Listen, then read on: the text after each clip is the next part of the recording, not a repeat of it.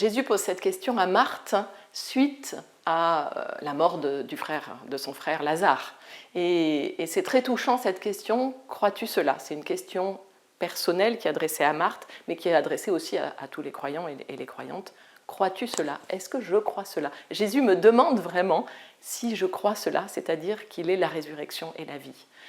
C'est une question que chaque croyant, chaque chrétien, chrétienne, entend, je dirais, tous les jours. Est-ce que je crois que Jésus est la vie et la résurrection? C'est une question essentielle pour ma vie. Est-ce que je choisis de marcher à la suite du Christ sur un chemin de vie?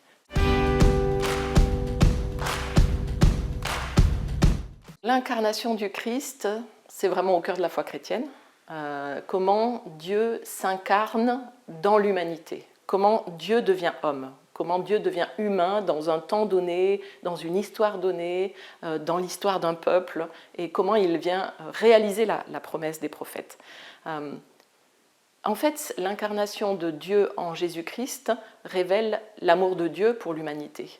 Cet amour de Dieu incommensurable pour l'humanité, en fait, doit être au cœur de notre réflexion sur l'unité des chrétiens et au-delà sur la manière de vivre dans le monde en tant que chrétien.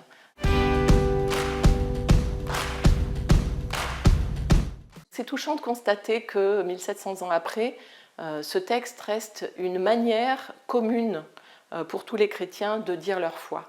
Alors pour moi, ce texte, c'est à la fois beaucoup de reconnaissance à nos ancêtres qui ont réussi à se mettre d'accord pour l'écrire ensemble, et en même temps la marque de la fidélité de Dieu dans l'histoire.